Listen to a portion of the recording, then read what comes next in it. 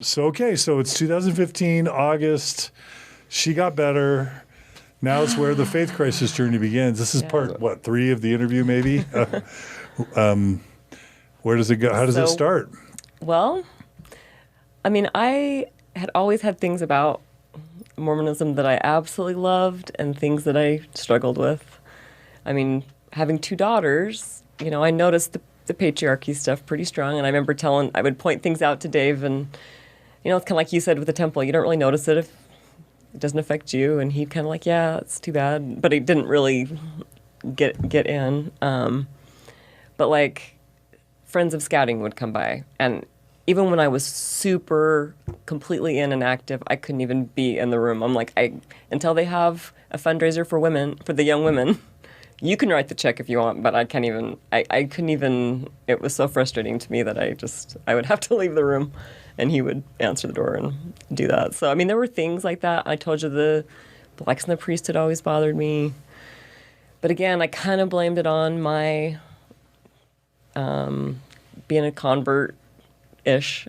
And I just figured at some point I would get it and it would make sense. And meanwhile, it's true. So you just do it, and you just keep going, and I focus on the things that I loved. I loved the promises of family. I loved the concepts of teaching honesty and service to your neighbors and friends. And I mean, I could totally get on board with all that. So I just focused on that part, and I avoided the temple at all costs because it was weird, and it never was good for me. I just would let Dave answer the door on the scouting stuff. And we just kind of lived that way. I mean, it was fine, but I had a shelf that was building that I didn't really realize. And then Alyssa moved out in August, and she promptly met. I started at USU. Started at USU. So we were, yay, she decided to come back home. Go Aggies. Go Aggies. And things were good. I was really nervous to let her move out, but I knew that we were 5 minutes from campus. We were in really close touch. And she was 20 years old. She wanted to start over. She wanted to, I guess you were 19. And she wanted to, so I didn't want to hold her back. So she did, and everything was good at first. And then she met this charismatic, handsome man, and and she brought him home, and we liked him. At first, he was, like I said, very charismatic, very outgoing, seemed to be really good to her, and then they got quickly engaged, and immediately after they got engaged, I started noticing a real shift in Alyssa again. She was doing so good. She was thriving after everything she'd been through that year. She seemed happy and good, and then it was like all of a sudden there was this crash again, and I assumed it was eating disorder at first. I was like, okay, what do we do? How do we... it didn't occur to me that it was him at first. But then we learned that at first he was just... I think he just stopped trying once they were engaged, which they got engaged in November. And I think he just seemed like he stopped trying. He didn't really care about her. He just seemed like he got her. She's committed now. So he just kind of turned it off. And that frustrated us, but we tried not to judge too much. We tried to trust her. Let me ask Alyssa. So you meet this, is that okay? Yeah. Just pause for, we'll come right That's back. great, yeah. So you meet this boy. Mm-hmm. You've had this, you were at BYU, you're switching to USU, had this eating disorder. You went through this massive journey to get better.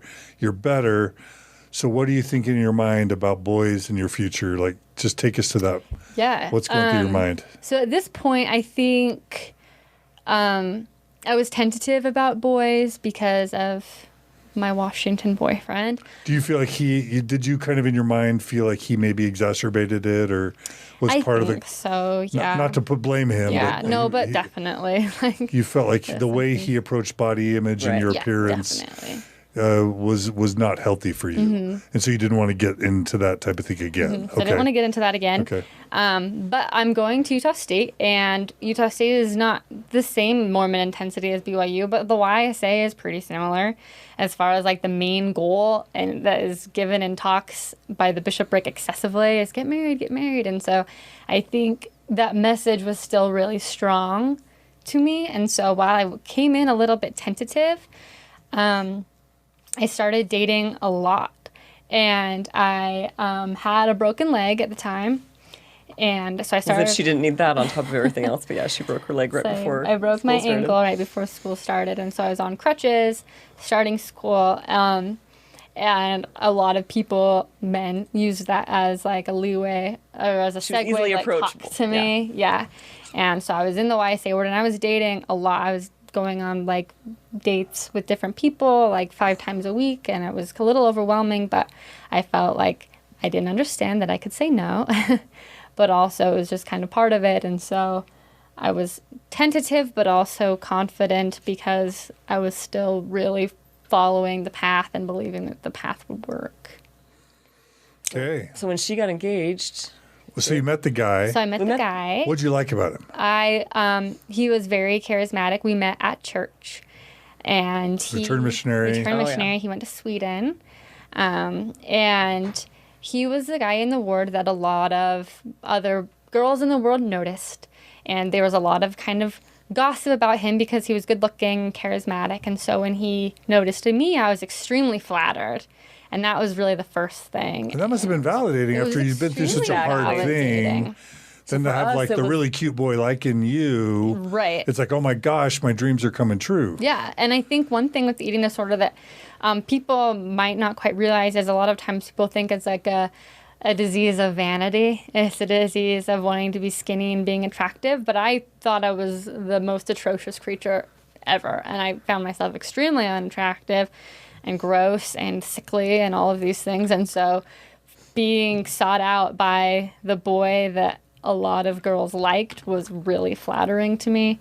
And so, like I said, he was charismatic and he was chatty, and he was very, very, very into the gospel. And that, I think, is what was the most appealing to me. Was he always talked about the church, and when we first started going out, it was he would bear his testimony and he would give me blessings, which I thought was romantic, and he loved Jesus and would talk about this all the time. And so I think I associated from all my years in Young Women's and just being in the church that a good man equals the gospel. And so if you are a godly, returned missionary, priesthood holder, that also means that you're kind and you're honest and you're sweet and you're good and you're, good to people. And so if you are good in the church, that means you're also good in all of these other aspects. And even if you're not, you must be because you care about the church. And so I think I associated all that with him. So obviously from the introduction, people are going to know this relationship doesn't end well. Were there signs? Was it just amazing in the courtship? How long did you date before you got married? We dated for 2 months. Oh, no. I was like, surely it won't be 2 months. Yeah. It was definitely a you can imagine how we were feeling. Mormon. So you dated him 2 months? Yes. And before you got engaged? Before we got engaged. Were there signs during those 2 months or only after? At the time, no. But in hindsight, yes. And so so for example, I was like... Okay, wait, can I pause? Oh, yes, please do. First of all, do either of you need to take a break? No. Are you okay? Okay. So we are going to now talk about a marriage that went really wrong. And we're also going to be talking about spousal abuse and ecclesiastical abuse and other types of abuse. And I don't know if the person that we're going to be talking about ever listens to this, but I just want to say the following. This is not to shame anyone. This is not to blame anyone. This is not to harm anyone. This is because if we don't talk about things, we don't learn, right? And I'm a believer that everyone does their best, even when they're doing awful things in their own minds. Somehow they're just doing their best.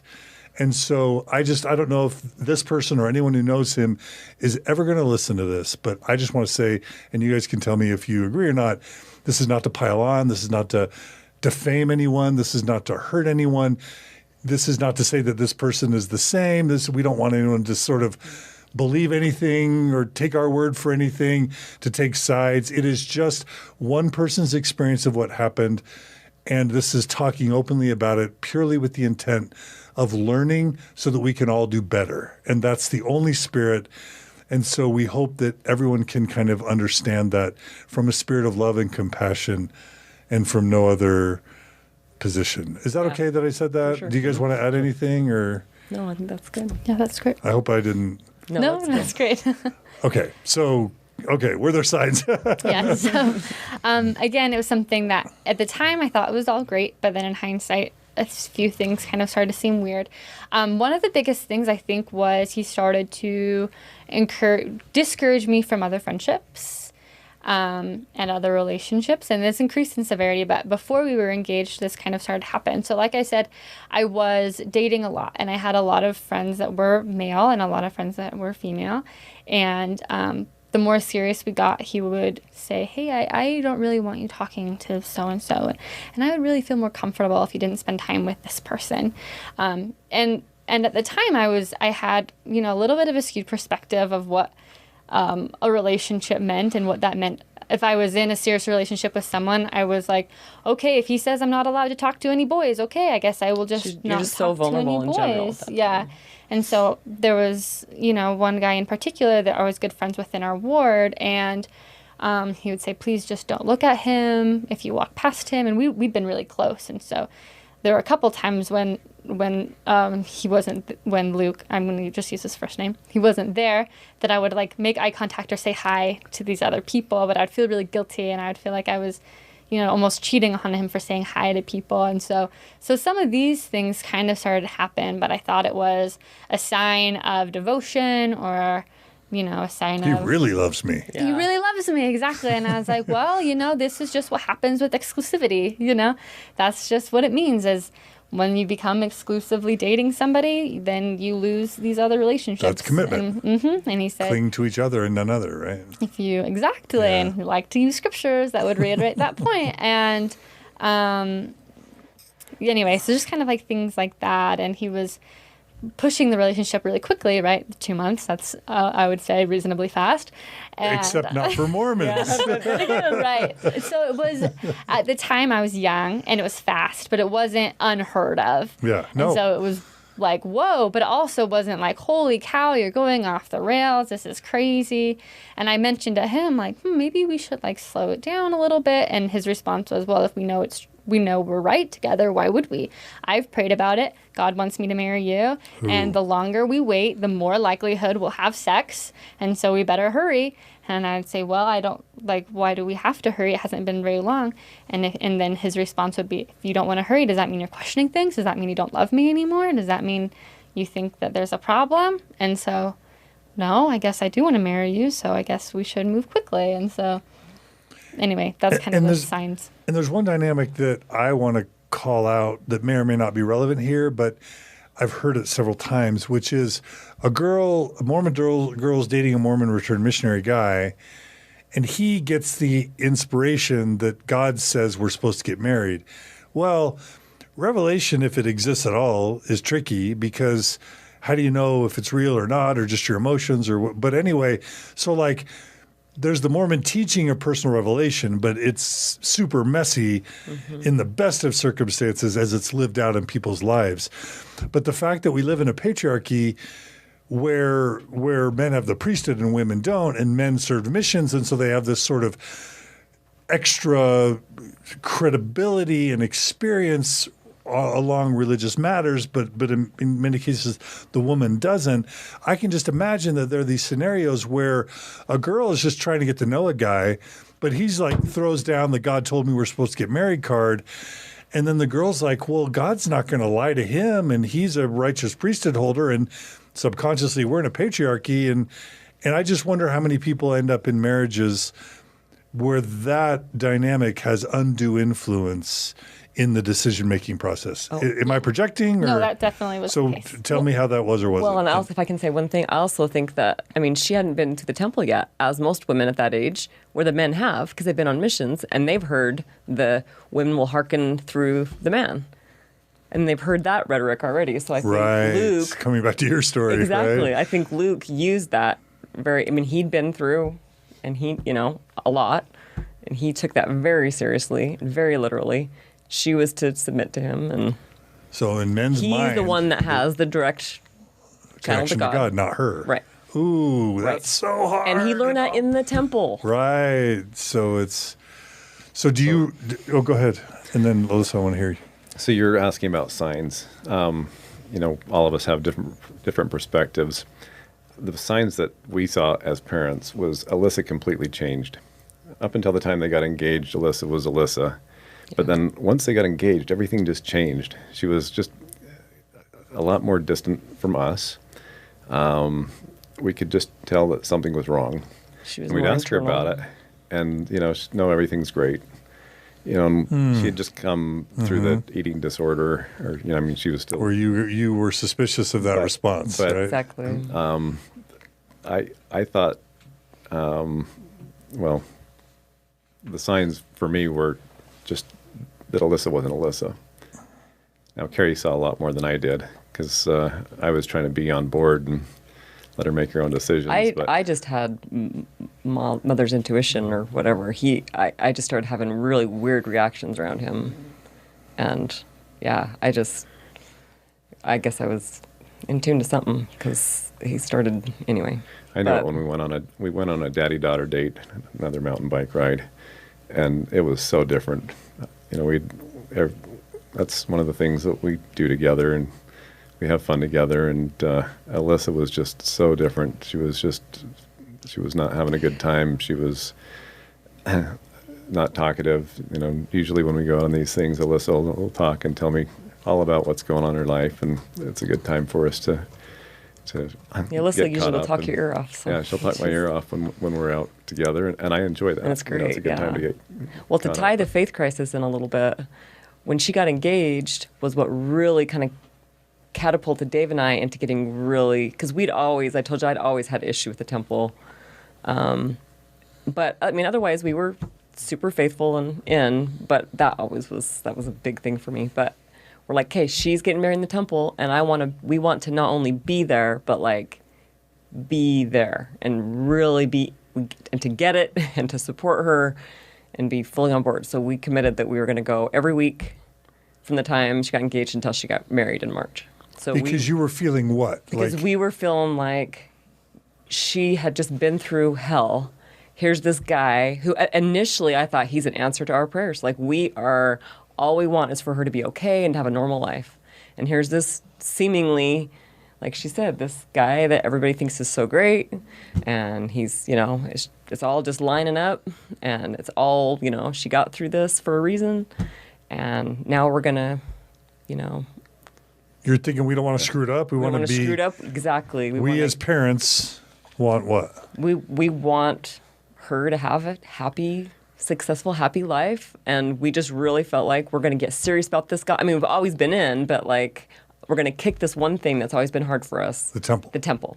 We're going to go, because they always say the more you go, the more you understand, right? So, I had periods where I would go, like when I was in primary presidency, we'd go as a presidency, and like, but I always hated it. And I always hated it. And so I was like, we are going to be there for our daughter, because she is, she's honestly, in my mind, I thought she's one of the most righteous people I know. And she's going to have the great experience in the temple that I always wanted to have. So I'm going to be ready to have it with her, be there with her. And we wanted to make it great. We wanted to make it good. We wanted it to be, she'd been through so much. We wanted so we started going to the temple every week. So for me, I remember, every week, every month in sacrament meeting, at fast and testimony meeting, people would get up and say how awesome the temple is. You're fine. Yeah. And, I'm thinking, are they going to the same place I am? I just didn't get it. And I always thought it was just me. And me. That's kind of what you do in the church, is if you're missing something, it's that you're doing something wrong. You just need to be more faithful. You need to read the scriptures more, pray more, whatever. In my case, I thought, I need to just go to the temple more, and then I'll get it. And so I think that's why we'd made the decision that we're just going to hit it really hard. And Alyssa's going to love this. We don't want to do anything to take anything away from her. It hasn't been our thing, but it's a good opportunity to make it, to really understand it and figure this out.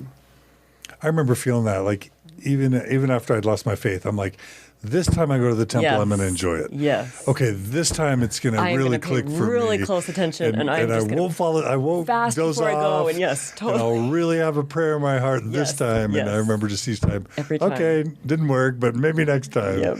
Yeah. Exactly. That Okay. was. But we were. Yeah. So you're in it. You're really doubling down on the temple thing. Yes. I asked you that question before about like his revelation impacting your decision making. Was that relevant in your case or not? Yeah, it definitely was. And I think he was very outgoing and extroverted, like we've said, and I was a little bit more, I'm very introverted. And so I was okay with him kind of taking this power, and he was very okay with him taking that role as well. And so he would say a lot and kind of project it onto me, like, don't you feel this? And he would give me a lot of blessings of if I was flustered or if I was having questions or if I felt like we were going too fast, he would bless me to feel what he felt.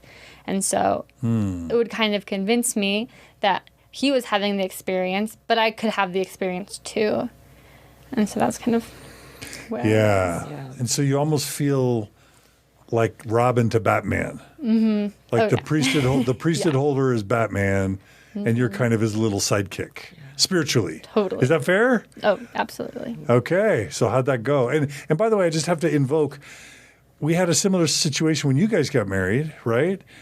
But because Dave Exactly. was fundamentally A good guy. healthier, I'll Right. say, or kind, or whatever we want to say, Right. in a better place, it wasn't so awful for Right. you. Right. But the same situation where you're going down to the Robin status to Batman, you're going down to second class. It's great if you're with the right guy, but if you're with the wrong Exactly. guy, it can become a nightmare. Right. And so you start to slide into the nightmare. Yes. So how did the nightmare proceed? Well, at this point, basically, begin. once we exactly. Kind of just keeps going. I'm starting to relapse with the eating disorder a little bit, not horribly, but a little bit. And one thing that I really liked about Luke was he was the only person that I talked to at this point that had mental illness struggles. And so a lot of I didn't really talk about it with very many people, but my family, they could sympathize, but they couldn't empathize. And while he didn't have an eating disorder, he had other mental health issues. And so feeling someone that could empathize with that was really, really appealing. And so I thought that him being this strong priesthood holder who could empathize with me, that would really be the final thing to cure any residual effects of the eating disorder. And so I thought getting married to him was a symbol of not only following the Mormon dream, but it was a symbol of recovering from anorexia. And it was a symbol of, being on the right path and making everything work perfectly, like finishing the fairy tale. It's almost like the gay guy who gets married to a woman Exactly. to cure him of his gayness, right? Yeah. Even though you'd recovered, you're probably holding on. And it's like, Yeah. how could it not help cure me to get married in the Lord's temple? Yeah, Exactly. exactly. Right? Exactly. Okay. Yep.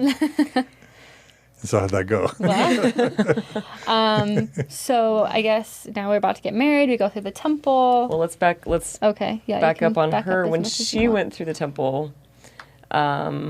This was, I probably had too much writing on this, but we'd gone through every week from November through March, and she was going through on March 3rd, Second. 2nd. Yeah. This was 2016. And so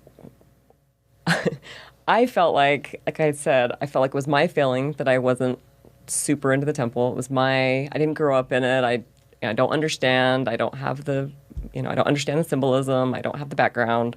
But my daughter, she does. This is the girl that was up every week doing her testimony. This is the girl that was, she was the most righteous both my girls just so wanted to, they were just so good and just wanted to be good and wanted to do the right thing. And I thought, this is where it's going to come through her. So next month, she's going to be in testimony, bearing her testimony of how great the temple is. Exactly. So we are on our way up to the temple, and Luke goes with us.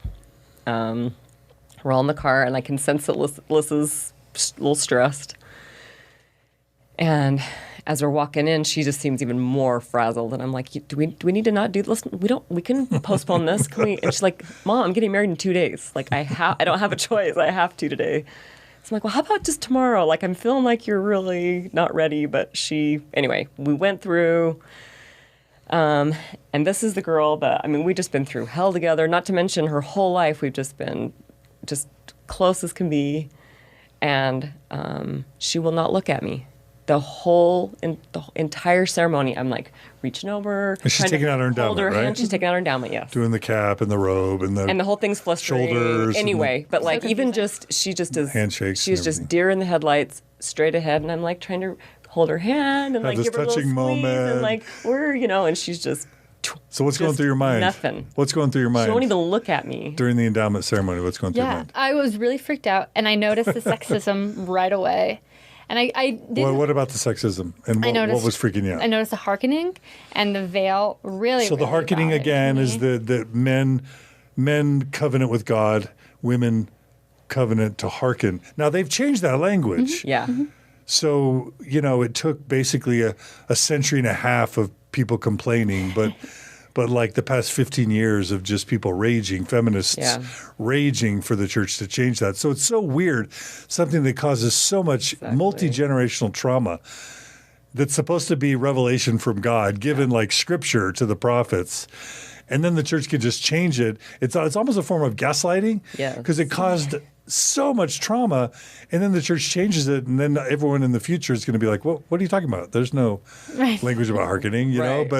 But for you guys, right? Just like for me, it was the slitting the throat and the disemboweling. Right. Well, no one's been through that if they are, under 50 years old, and so they have no idea what we're talking about. Yeah. But it's weird how the church can just kind of silently just change things. And that was a big issue for me that we can talk about later. But okay, so the hearkening thing where you had to hearken to him. She told me later she was worried that he was hearing this. Not that he hadn't heard it before, but she's thinking, Luke is hearing this. Hearing what? That she's supposed to hearken to him. Oh, so it was bugging you that he would. It was bugging what was her, bugging because you? I didn't really realize what was happening yet. Why was hearkening bugging you? Yeah, so Luke, I noticed some sexism early, and more like he hated feminism, and that was a 4-letter word for him. And did you identify as a feminist at the time? Because that's kind of a no-no for Mormon women. Yeah, it had been something that had been important to me, but then when Kate Kelly was excommunicated, I felt really guilty and kind of like stopped those things. But I definitely had some of those. So you were aware of ordained women. You had heard about that. Mm-hmm. How?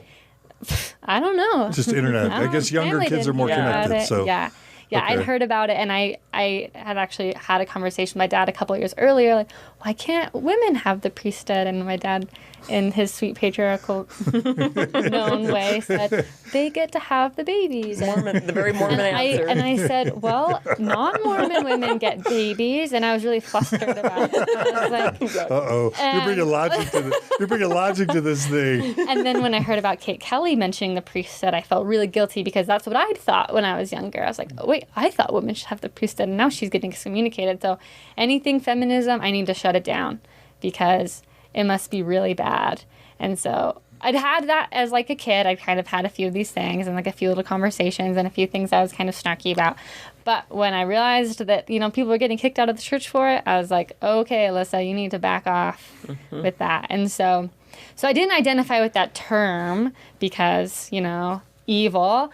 But I kind of like resonated with some of the ideas, and he would bash on those ideas a lot, and how, working outside the home is so ungodly, and things like that. And so there was a little bit there, and I felt uncomfortable with it, but I felt guilty for feeling uncomfortable with it because he was always backing up any of those notions with the church. And so then when it's being backed up with the church again in the temple, I was like, oh no, maybe he was right, and that's scary, and I don't want him to take it too far. because he would always say, you don't understand as much as I do because I've been through the temple. Oh. And once you go through the temple, like, then you'll understand me, and then you'll see that I was right. And that was a conversation we had very repeatedly. And so then when I was there and I realized that he was right with those things, I was really flustered. So the way the temple ceremony originally or historically has been structured, it puts the woman in her place, which is secondary, subservient to the man. And even if they've taken that out of the temple ceremony, it's still embedded in Mormon culture by virtue of the fact that women don't get the priesthood still. Right. So we've still got that problem, even if they tweak the verbiage of the temple ceremony. Thank you, Russell and Nelson. Yeah, exactly. And so, but while you're hearing this, you're getting nervous. Like, I don't want to encourage this anti-feminist husband that I'm about to marry. Yeah. So that makes you nervous. What else about the temple ceremony? Yeah, I think it was just weird. I hated the veil thing. I hated being distanced from God. My hat kept falling off, and that was so frustrating because I have a small head and my bonnet kept hitting the person behind me, and I felt like ruining the spirit because I had to keep putting it back on. And the prayer circle really freaked me out. That was really uncomfortable. Why? It was just eerie. The chanting was eerie. I couldn't see because I had the veil on my face, and I couldn't breathe because I had the veil on my face. The fact that you're wearing a veil. Exactly. Right. Now, they changed that too, I think I right? heard they don't cover Women don't wear the veil anymore, or don't cover their face, but still, like you said, the same thing's still there. But when they make those changes, they don't apologize. It's like, hey, women, sorry we made you wear a veil and hearken to your husband while he hearkens to God for a century and a half, but we'll just tweak it, and nothing ever happened. And there's no apology. So anyway, your face is veiled. Face is veiled. Everyone's chanting. Freaking out. It's feeling creepy. And I have like a temple worker going with me, right, because it's my first time, and they go through and, try to help you, and I'm freaking out, and she kept saying over and over again, don't focus on what is being said, focus on how you feel. And I was like, I feel very bad. Okay, you don't want me to focus on how I feel. Right. And that was just stressful. Then we went into the veil. No, that's what it's right. The veil ceremony. Yeah. And Luke was the one pulling me through, which. I mean, that is already strange anyway, pretending to be God or whatever. But he's taking the place of God to bring you into the celestial kingdom. And there was something that really, really rubbed me wrong about his tone when he started talking, because he kept trying to interrupt the temple worker and show the temple worker that he could remember the words. Like, I don't need you to whisper in my ear. And that really, really bugged me. And it was, he had a very authoritative tone. And that, and maybe if you don't have him taking you through, maybe other people would have a much more positive experience with like a nicer tone or something. But the way he talked really felt extremely condescending to me. And the words were also a bit condescending. And so I just felt off from all of it. And then there's that weird thing where you get this new name in the temple, and he gets a new name in the temple. And apparently in Mormon culture, the woman's allowed to share her name with her husband. She's required. She's required to share her name, but the husband's not supposed to share his new name back with her. Is that right? Did you notice that? Was that weird? Yeah, it was really frustrating. So you get a new name, you share it to him, but you can't know his. I don't know his. How messed up is that? So messed up. It's so messed up. Okay. So we get home. And Kendall is there waiting because she's on. Is there anything else about the temple you want to say? Or? Nope, that's good. Okay. So you get home. Sorry, Keri. Sorry, no, that's good. Kendall's there waiting, and we walk in, and she's expecting us. We just gone from the temple, She's expecting all kinds of smiles and happiness, and, we walk in, and she's like, how was it? And Lissa just walked right past her and into her room and shut the door. Not a word. Kendall's, why? Why'd you do that? She was like, what happened? I was just in so much shock, I think. I felt really guilty for not enjoying it. And so I didn't. It's supposed to be this amazing, exactly. Yeah. It's like I've heard incredible every month experience. my whole life and testimony how wonderful it is. And instead it's like this creepy cult thing. Yeah. And I see my younger sister, So you felt- and I want to be an example to her, right? Because that's what I am told, that I'm her example. And so I can't tell her that I hated it. So instead I'll just say nothing. Just kind of like run off. So I follow her in there, and she's not just sitting in her room, she is under her covers, completely cocooned, pulled the covers up around her head, is in the Really? fetal position, Oh, sobbing. no. Yes. Sobbing. I'm like, honey, what? Are you okay? You know, I mean, she wouldn't talk on the way home. She was just very, you know, she was just kind of deer caught in the headlights. And I thought, I know it's kind of hard and strange. And I'm thinking, oh my gosh. And she just kind of peeks her little eyes out. They're all teary out of the covers and says, that was so scary, Mom. I was like, what did I just do to my child? I mean, it was such a shocking moment for me because up until that moment, I legitimately really thought it was me. It's all me. Everybody else loves the temple. Everyone else gets it. If anyone's going to get it, it's going to be her. And I just had this, it was this super hard moment of, this isn't just me. Something's wrong. Something's wrong. And it also means you passed it on, right? Yeah. It's not just that you actually, there was something to your concern that you stuffed down. Right. But now whatever difficulty and trauma that you experienced, you've just passed it to the next generation. I don't mean to project. No, but- it's true. And she didn't, I mean, we never went, but I never told her that I had a bad experience. I mean, I always just said, oh, it's a little bit different, but it's great and whatever. Yeah. I mean, we wanted her to have because you can't badmouth the temple. Exactly. And you're not even allowed to talk details about it. Exactly. You can't say anything. Top so secret. I warned her a little bit. It's a little bit different than you're expecting, but it's good. I mean, it's such a it's little so bit now different. Tiny bit different than you might expect. It's comical now, but we really, really wanted her to have a good experience. I mean, we never said anything bad about it. We didn't. I'm sure she noticed we didn't really go, but we were super active every other way. You know, I tried to make up for it in other ways. Yeah. And then.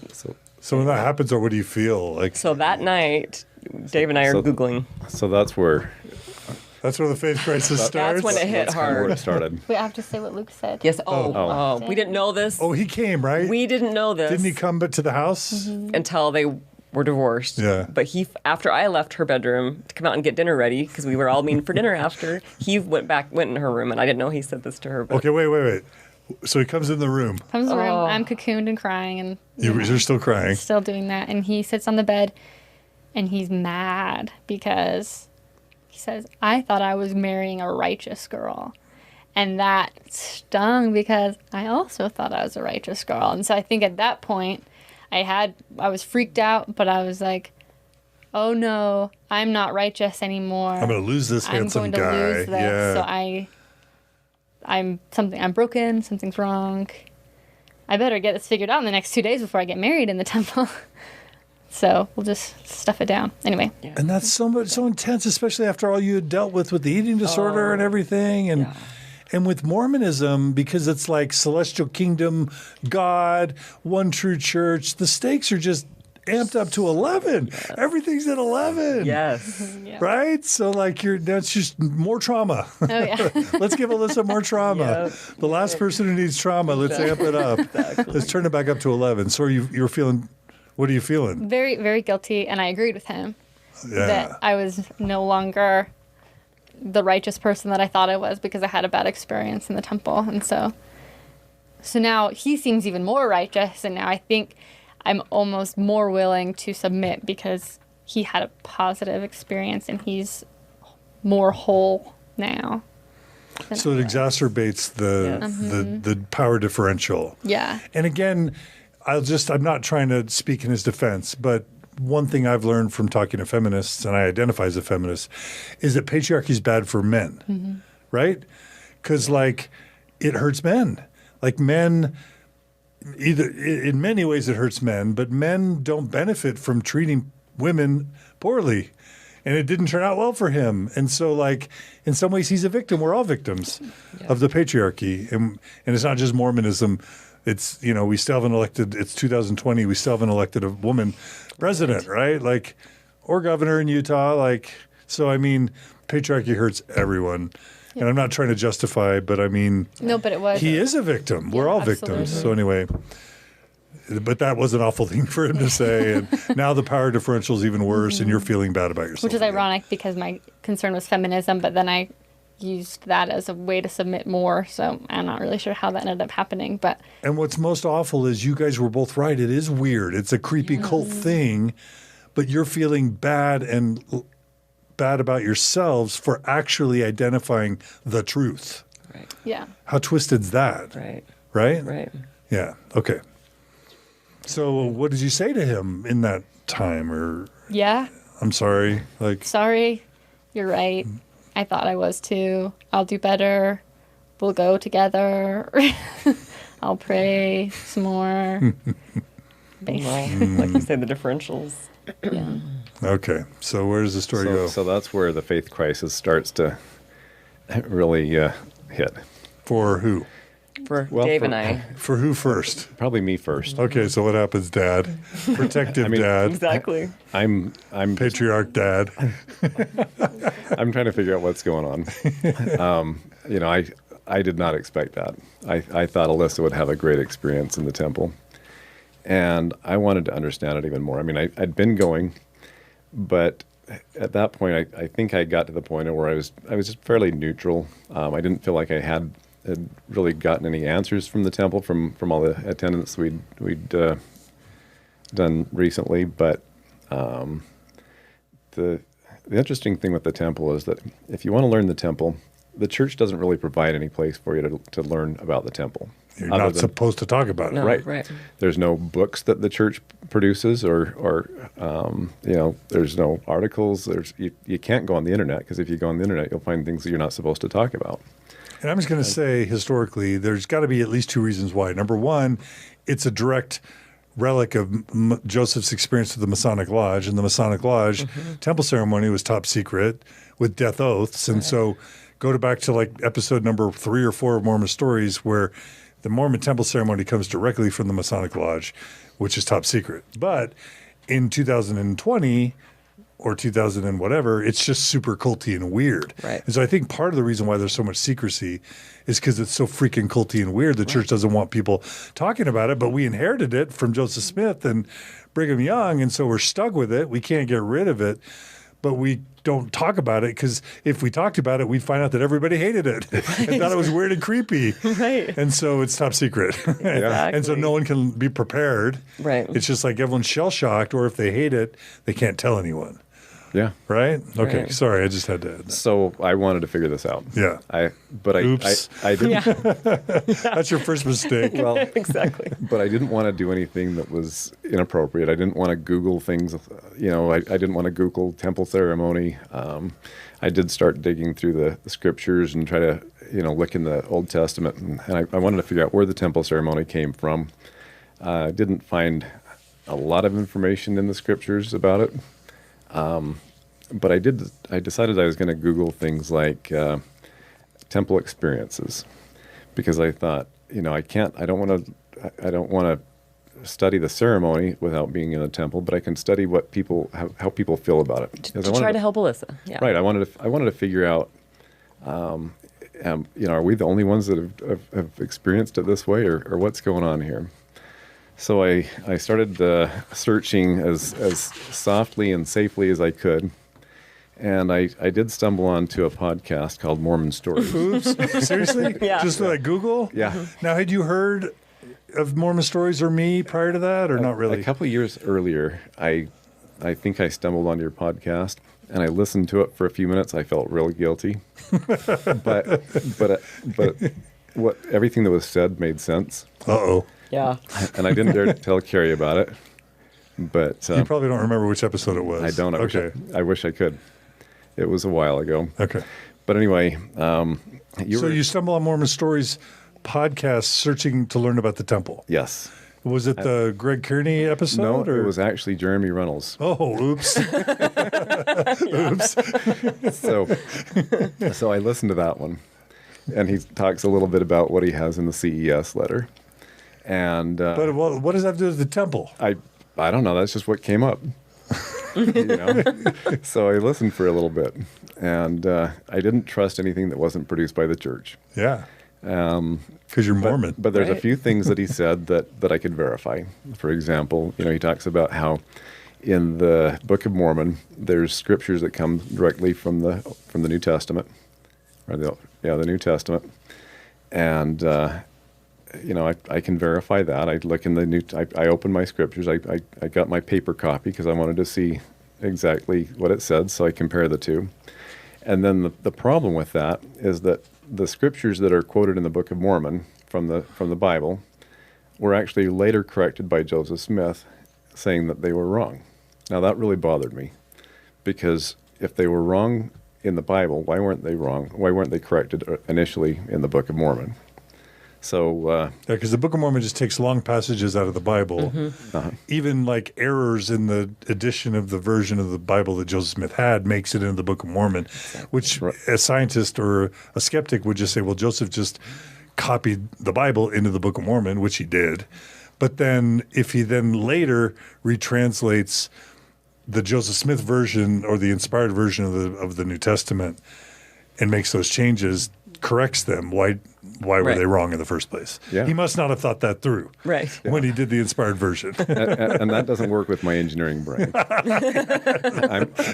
I'm looking for consistency. Oops. And so, and you had never noticed how inconsistent the gospel was before because you were in the bubble. Honestly, in the bubble, every time I'd have a question, I'd think about it and study whatever I needed to study, and I'd always find an answer. And I felt like no matter how deep it was, but my questions were, I wasn't a scriptorian. My questions usually weren't anything more than social issues and things that you were busy building a business. Yeah, and so I wasn't digging into church history and or a lot of the issues that people talk about that cause stress and bring them out of the church. I'm just saying that everything that I'd wondered about, I found a satisfactory answer, and this was probably one of the first times I'd ever found anything that just seemed, that's just wrong.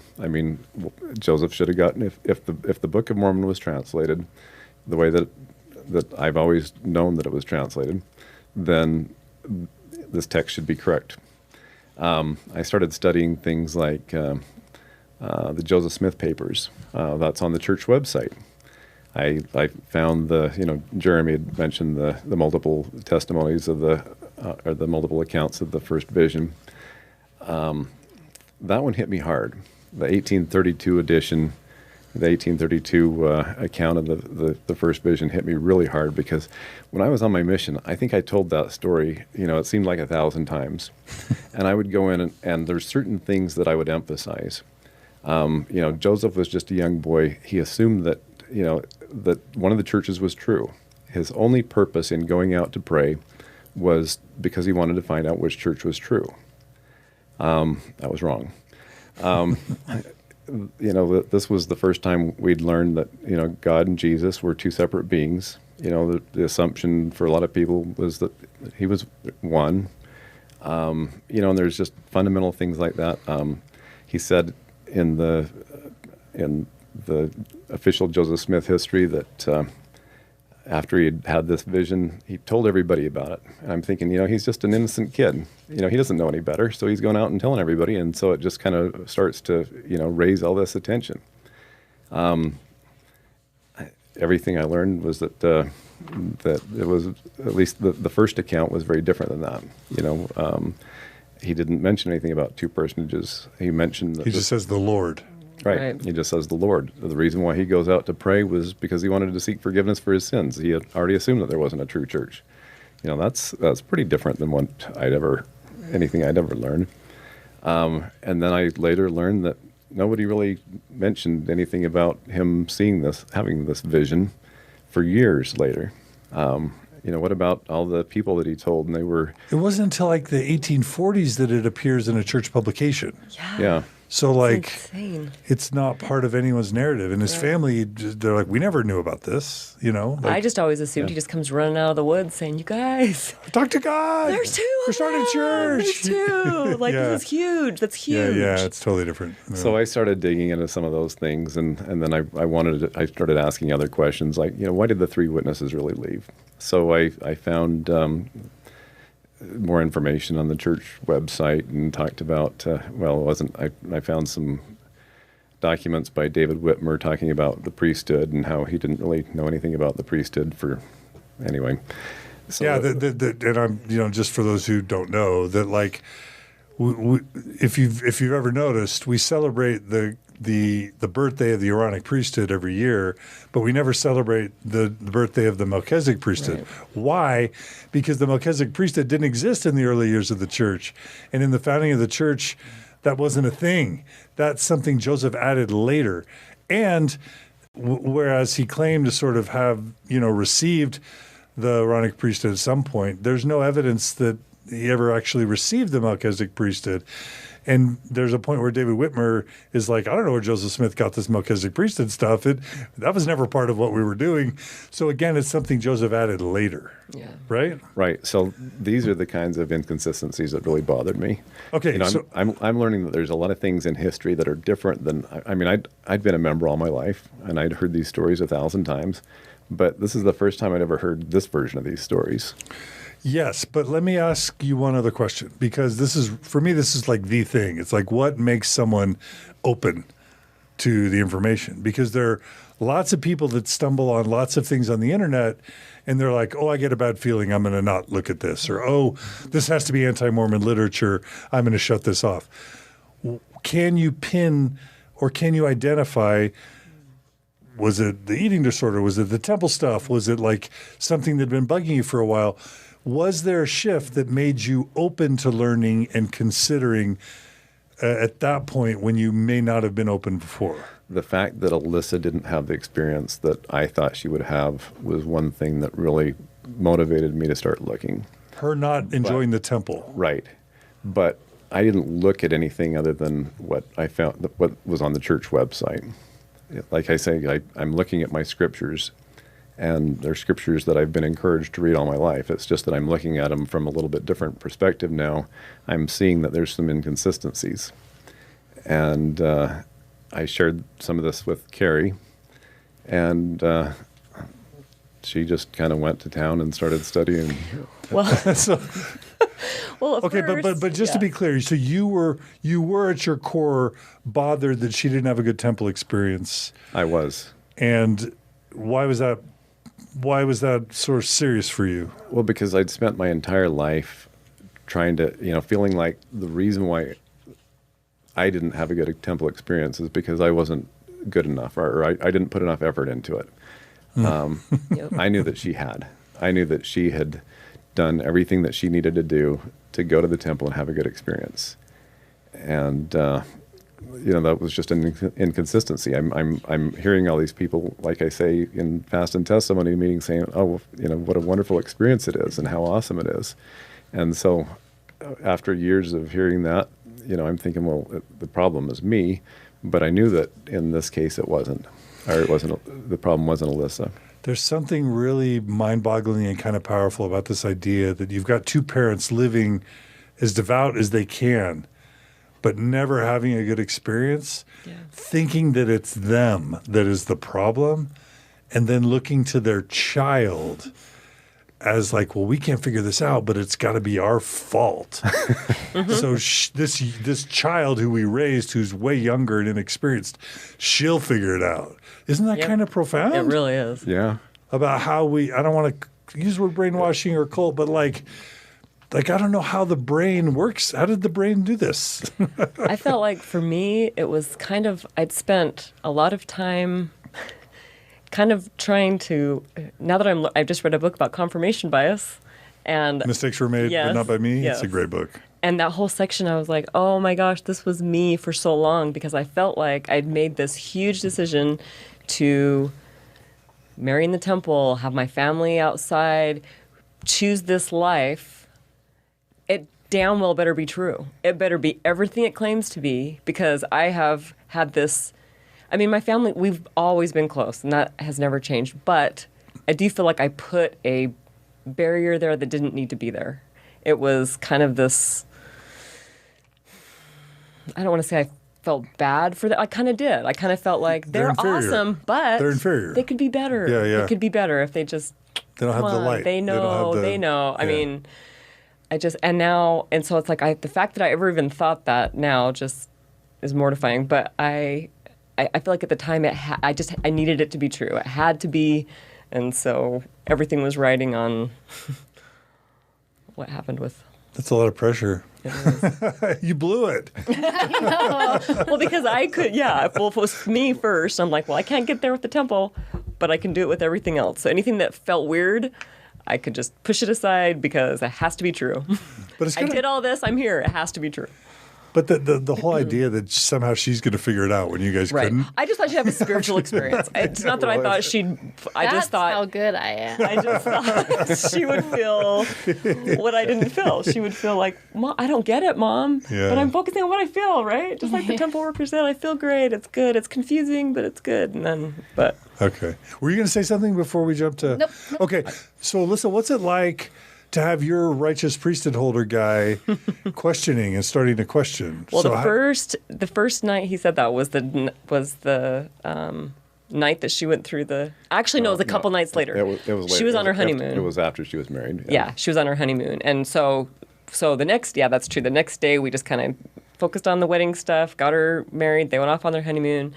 And then that's when we really started digging. And they were on their honeymoon. And I was just climbing into bed one night and he was in there on his laptop. And he just said, as I'm like falling asleep, he just said, why would there be mistakes in the why would there be Bible mistakes in the Book of Mormon? And I was like, what? I don't know. Like, just go to sleep. I was so exhausted from the wedding and everything that had happened. And anyway, and the next morning I was like, wait, what did you say last night? So he explained what he meant. And then that's when it was like this moment of, that makes so much more sense. There were so many things that I shelved for so long that suddenly it felt like, well, it makes a lot more sense that maybe it's not true than all this shelf stuff. So I just was obsessed. I just started digging. So what'd you do? I just did. Read voraciously. I was on Mormon Think. Read pretty much that whole website, which is How'd you find fantastic. it? How'd you hear about it?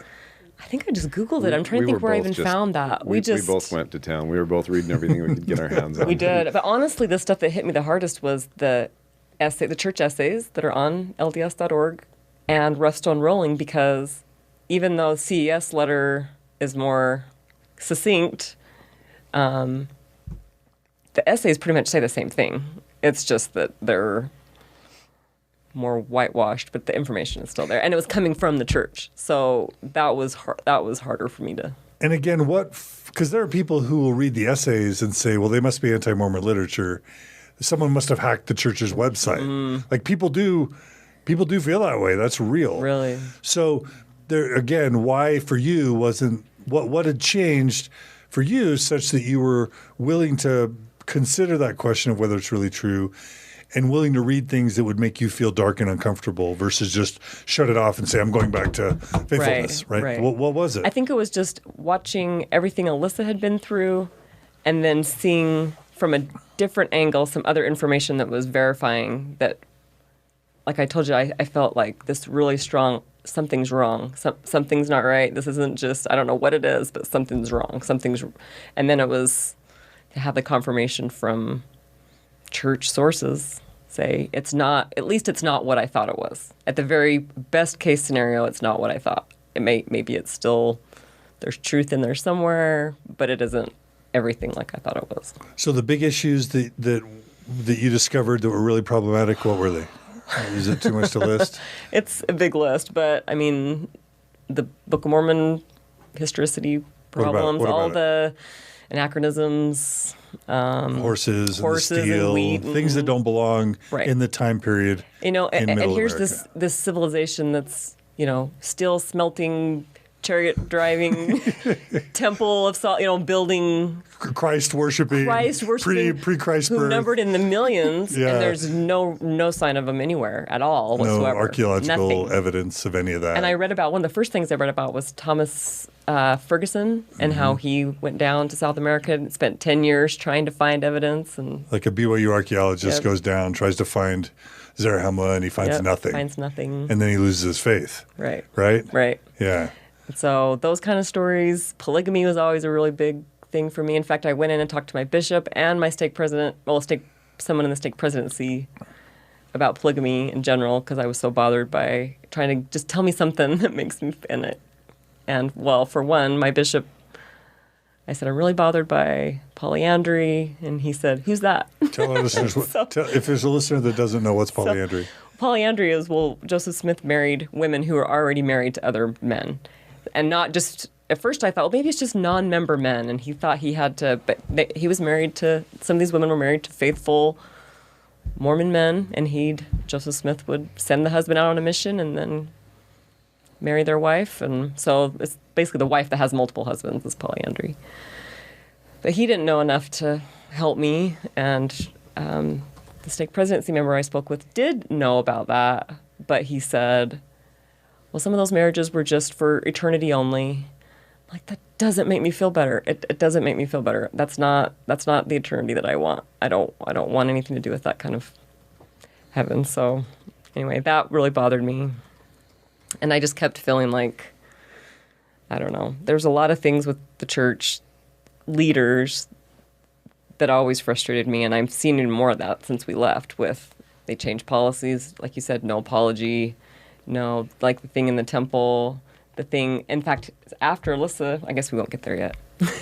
They do things without apologizing, and then they pretend like it's always been there. Like the title page on the Book of Mormon that used to say that they were the principal ancestors of...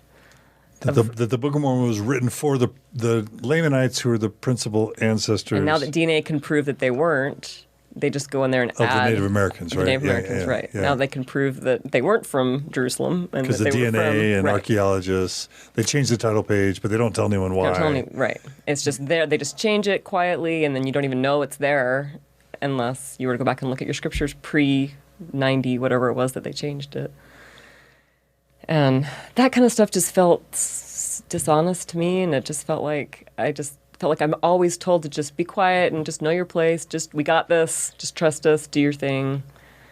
And I got to the point where, God will work it out in the end was not an explanation I just can't live with that anymore.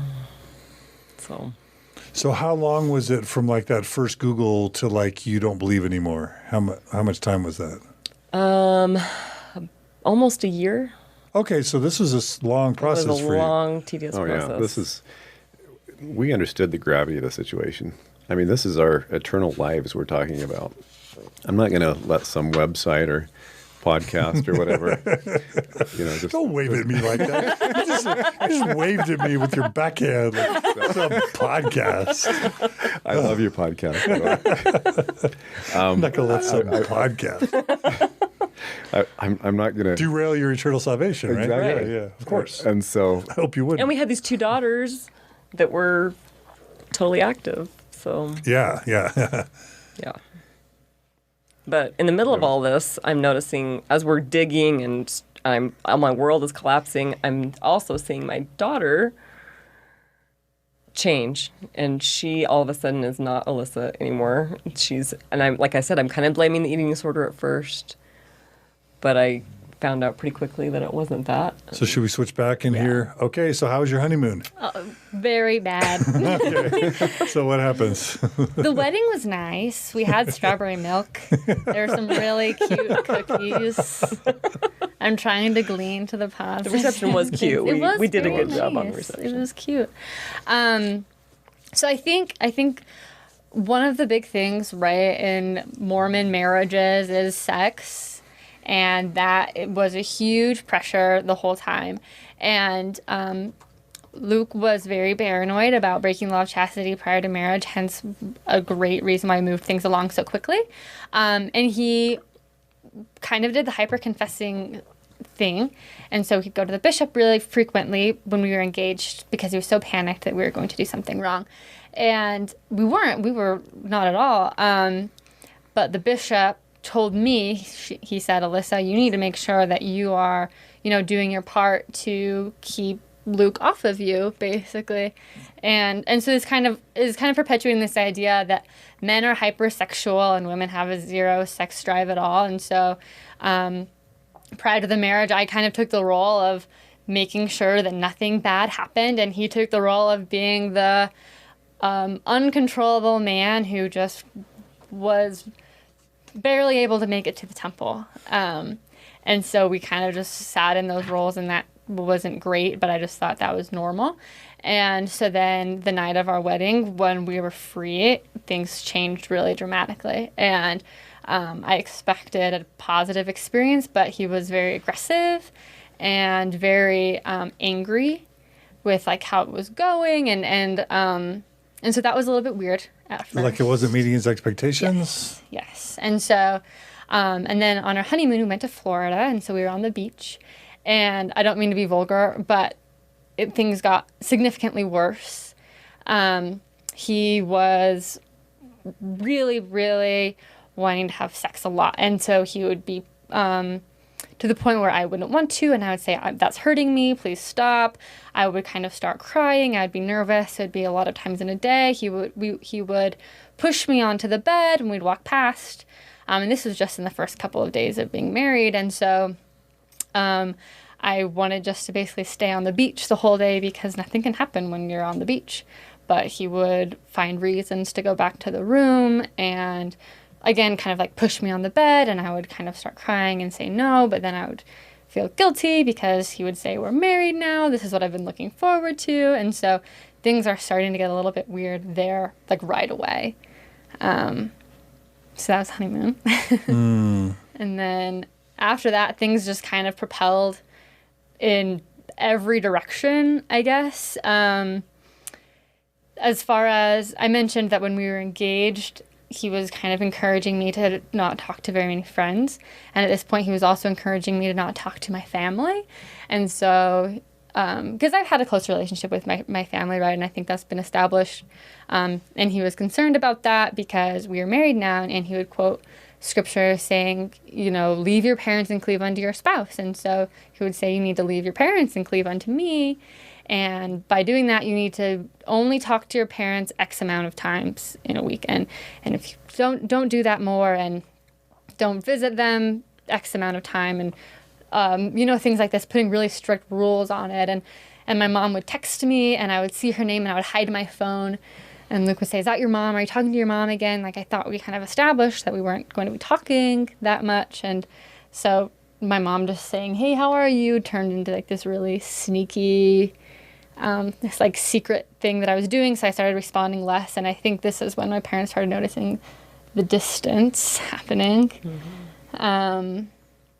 And then, so I'm flustered and I got a job on USU's campus as a writing center tutor that I loved. And I was really excited about it. And he was really upset because he was worried about me having this job that I loved. And around the same time, I also got a job as a figure skating coach, which I also loved. And he was worried about that too, because he said, I don't want you to get too attached to anything. You need to make sure that you are, staying emotionally ready for our children. And I said, well, we don't have children. And it was basically, you need to do all of your wifely things starting now. And I didn't realize that he didn't want me to ever work before we were married, probably because we didn't have a long enough engagement to even get to that conversation. And so it was very much like, let's kind of put your education on the back burner, put your jobs on the back burner because you're going to be a stay-at-home mom and that's going to happen soon. And so there's just kind of like a lot of things happening that are getting kind of weird. And so I started having a relapse with the eating disorder.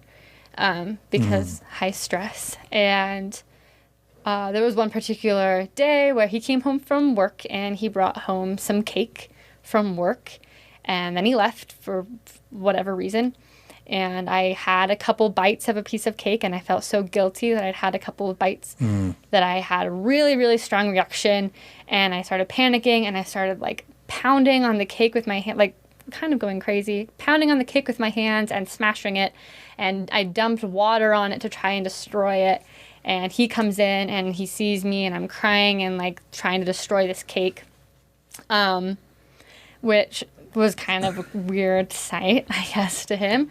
But he pulled me aside and his attempt to be comforting was, I love you and it's a really good thing that you married me because there's nobody else in the world that would put up with this. You are broken. You will always be broken. And you are so lucky that I'm here because you're so unlovable that I'm the only person that could ever be okay with you. And so that message was being like really strong.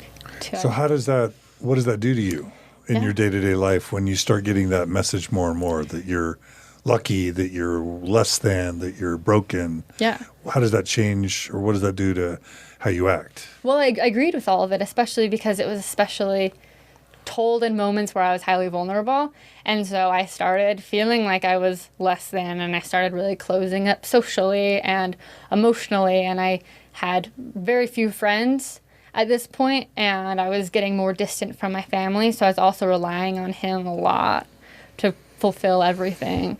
And so I was just kind of getting more and more anxious, more and more sad, lower and lower confidence, all these things. And only talk about what you're comfortable, but this dynamic of him being pent up sexually, and then all of a sudden now he can have sex, and so he's wanting to have it all the time, but you're not necessarily wanting to, and maybe it's hurting, but then he's making you feel bad about volume and frequency, but you're not really wanting it, but then you're feeling bad about yourself. How are you managing that? Are you sitting alone thinking, man, I need to be more available for him? What's wrong with me? Or are you thinking, wow, he's being a jerk, I don't want to be with him? Like, how are you processing his pressures around sexuality? Yeah. At first, I felt just guilty, and I agreed that I needed to be more available, be more into it, all of these things. And we were married for a really short time, only 4 months. And for the first 2 months, probably, I was like, yep, this is my fault. I will try to do more. But things started ramping up as far as that goes, and it turned into a lot more aggressive. And it was to the point where I would be sleeping and he would start pulling my clothes off, and I would tell him to stop, and he would keep going, and I would be lying there in bed trying to hold my clothes together, and he would keep going, and I realized that was a pretty serious problem. And again, it was the point where it was pushing me onto the bed, and I would be crying and telling him to stop. And at that point, I realized, okay, this is not a difference in sex drives. This might actually be abusive. And I remember the first time I thought that, I was sitting in my room, kind of secretly Googling what is spousal rape. Kind of similar to the time I was secretly Googling, do I have an eating disorder? And the same thing, all of these academic articles came up with all these different signs, and I realized that we matched every single one. And that was really scary to me. But I think at that point I realized that it probably wasn't me. And I'm sure this is a minority of my listeners, but there's probably maybe a couple listeners who are like, what, rape? You're married. There can't be rape, right? I mean, that's awful and offensive to think, but we all have maybe had that thought. But consent is required in marriage and outside of marriage, right? It's always required. Yeah. Both parties need to be willing and consent. And so, yes, you can rape your spouse, and no, you shouldn't force anyone, married or not, to have any sex with you if they don't want to. So I just wanted to be explicit about that. And I'm so sorry that happened. Yeah. And so again, I kind of got to the point where I tried to do things to avoid it, where I would, make sure I wasn't changing in front of him or things like that to try and stop it, so he wouldn't think I was asking for it, or, all of these things. But it still happened, usually multiple times a day. That I was very audibly not wanting it to happen.